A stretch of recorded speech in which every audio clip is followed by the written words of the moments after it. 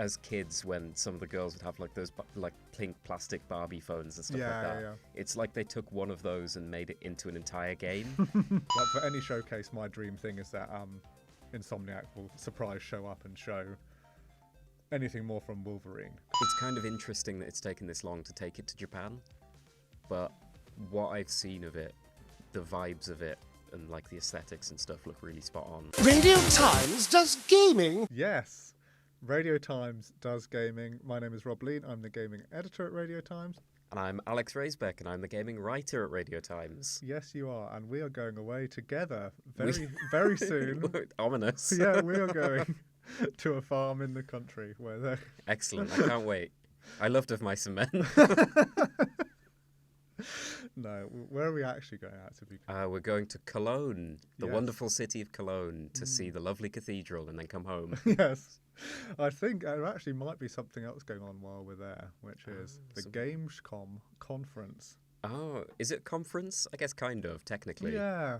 Well, it's Gamescom anyway, which has many different forms. It all kicks off on the 19th of August with Opening Night Live. Opening Night Live. Yeah, what are your hopes and dreams? My going hope into that? is that my favourite person in the world, Jeff Keighley, will be there. I think the odds are pretty high. That is very high. Imagine if like there was some kind of international travel problem and Jeff didn't host one of these things. They'd have to find some kind of German stunt double to stand in, and they'd really have to nail all of his catchphrases like world premiere. Check out this world premiere. There's never been a game like it. It is. I've been to opening night a couple of times, and it's one of those that like you really realise that you are watching trailers for 2 hours. Yeah. It's like normally when you're like watching it from home, it's like, oh, this is great. You know, I can see some new things, but I can also like just look at my phone and get on with my life. When you're there in the room, it's like, we're just we have to kind of lock in for like the studio audience kind of thing. But what are your hopes for what will be in the show this time? My hopes, I think, are unlikely. Well, you'll have like these like they're not quite Half-Life 3 levels of lofty ambition, but I think the first one is I would like FromSoft to make any kind of Sekiro-like game, whether that's like a new Sekiro game or just a new IP where I get to parry everything, would be lovely. And the other one is any news on what the Outer Wilds developers are working on, because I know they are working on a game, but they've been very tight-lipped about what that game is. And I would like very much to know what it is. Outer Wilds was great. Do you think they'll do like Outer Wilds 2, or do you think it's something else? I think they're going to do something else. I don't really know what they could do. Like the Outer Wilds kind of, I don't want to spoil anything for anyone that hasn't played it, and if you haven't played it, you should play it because it's excellent. There's not really a way you could continue it, I think. Yeah. So I feel like they would have to do something new, which it'd be sad not to have more Outer Wilds, because Outer Wilds is great and I love it. But yeah, I am excited to see what they do next. Yeah, I wonder if it'll be like, like with Hazelight, they're like, our thing is co-op games, and we're just going to keep iterating on that. And they'll like iterate on like the time loop thing or the non-linear game Our thing is incredibly obtuse, weird exploration puzzle games. And everyone loves it. Yeah, it's difficult with Gamescom because for a game to be an opening night live, I think the rules are that has to mean it's actually at the show, whether it's playable or they've got like a hands-off thing that they want to show people, which kind of means it has to be reasonably far along. Like for any showcase, my dream thing is that Insomniac will surprise show up and show anything more from Wolverine, because I'm so looking forward to that. I love the 2 Spider-Man games and the spin-off one, and I think the first trailer they showed was all just like, oh, he's at a bar and then the claws come out, and it's like, okay. And so much of that game has been leaked, and I've like really tried not to look at it. I feel like it would be a nice time to be like, let's start reminding people about this. Yeah, Wolverine's a thing. He has a game, I promise. Yeah, that's like my hope. Do I have one other hope? And like another, because it's always like, it's interesting because like when we know we're going, we're planning like, I don't know, a month or more in advance of like trying to book meetings to see different games. There's always like something that comes up in opening night live and you're like, Oh, I never heard of that before. I didn't know that was coming. Yeah. I remember Lies of P Yeah. was the big one, and mistakenly not playing it immediately, and then coming back the next day and seeing a 3-hour queue and going, maybe I'll wait for it to come out, and then I'll play it. But yeah, I think there's definitely going to be some bizarro shock that we're not going to play because it's going to be really long queues for it. Yeah. So that'll be fun. Yes. I assume that Rockstar are not going to do anything at these kind of shows. Yeah. I feel like maybe at the Game Awards they'll show something. Yeah, I feel like if any company doesn't need to pay anyone for marketing, it's probably Rockstar. Yeah. I think they can just get away with doing whatever they want. They could delay it again for like a day and probably somehow make £1 billion more from that. Literally.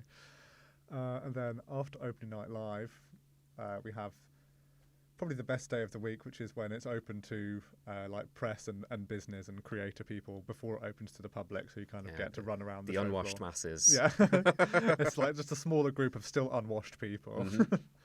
And I'm looking forward to that because you always see like which company has spent loads of money to have like a really massive statue of something weird on the show floor. Yeah, I love the big statue. I always love Farming Simulator, where they have the tractor. Yeah. The one that always sticks in my mind as well is the Little Nightmares giant baby. Oh, okay, I didn't see that. Oh, I think I've got a picture of it that we can show. It's just like massive, like zombie baby, like excellent, hanging from the ceiling. Very Kojima-esque. Yeah.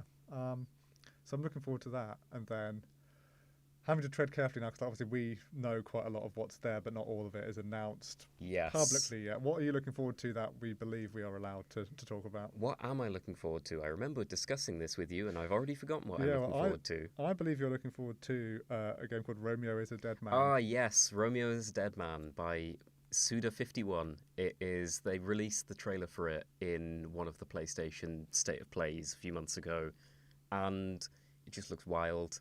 It looks completely incomprehensible and has all of these weird different art styles. I don't know which ones are the game and which ones are cutscenes, and the whole vibe of it is just bizarre, like his previous games, and it's just something that I'm so looking forward to actually playing and seeing what the hell it is.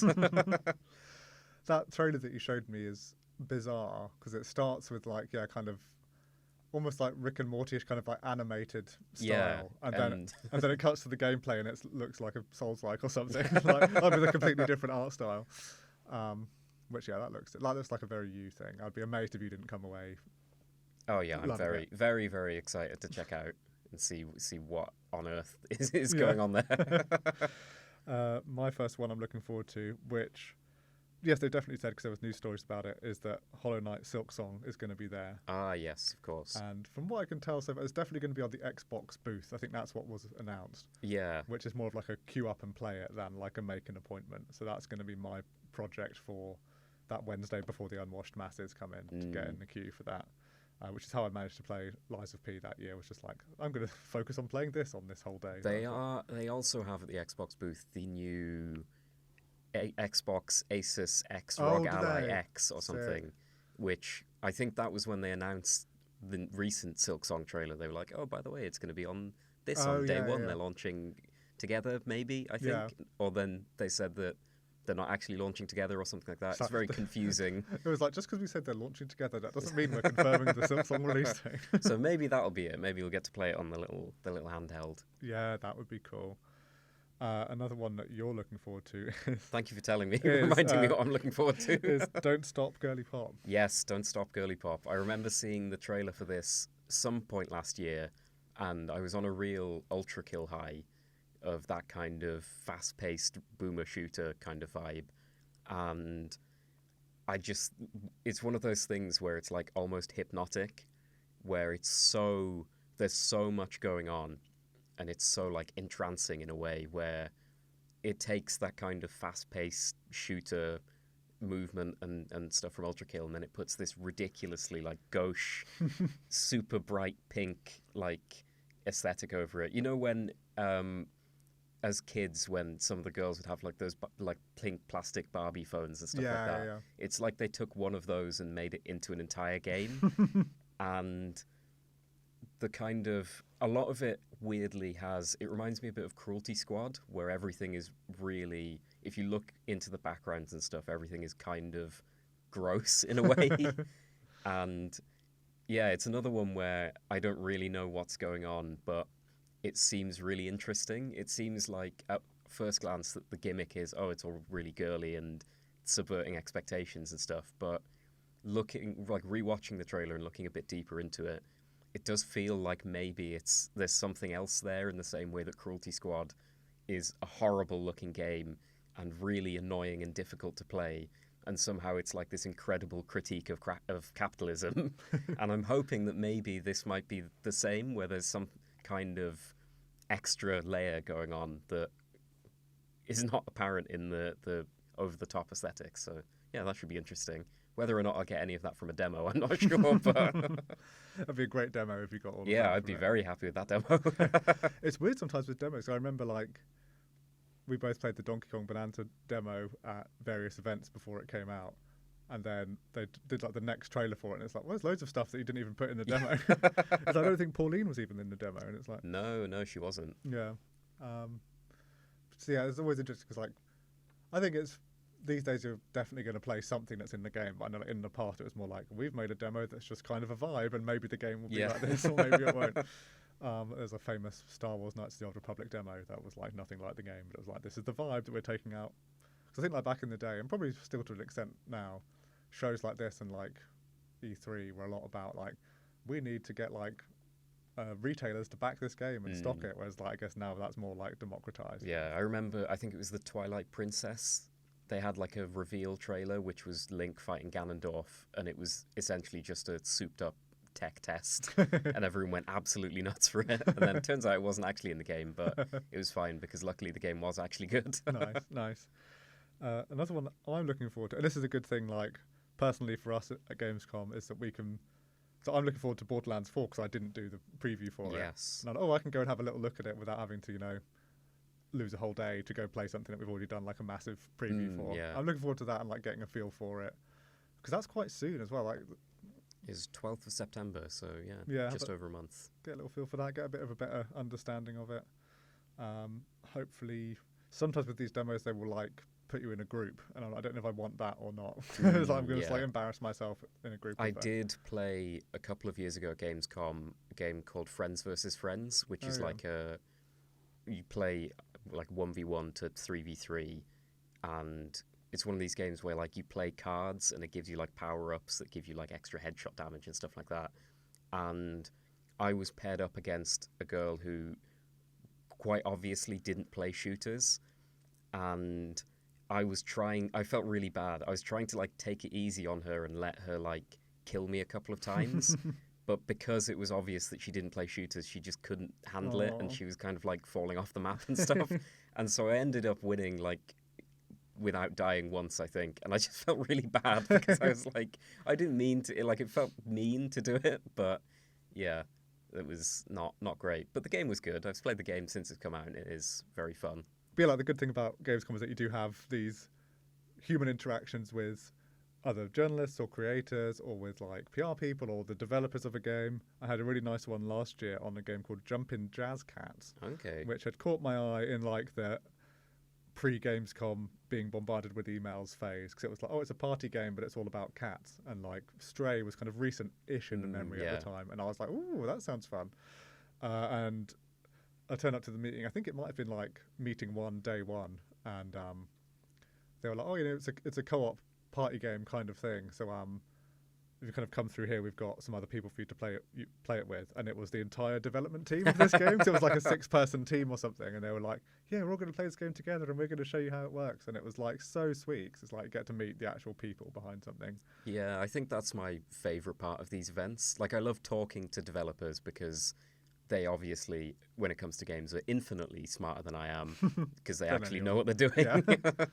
And yeah, it's always really interesting to hear like the behind the scenes of making these games, and everyone's always so friendly, and they just like really passionate about their games, and it's kind of infectious to be there with them. Yeah. Well, you should be excited then to meet the third game that you're excited for. Or I don't know if the developers will actually be there, so that's not a great segue Onimusha Way of the Sword. Yes, I played... Onimusha was one of those games where I seemed to be the only person in my youth who had ever heard of them because I picked them up secondhand on the PS2 from Game or GameStop when we had GameStop here still. And yeah, I just think that they're great. And I was really excited to hear that they were...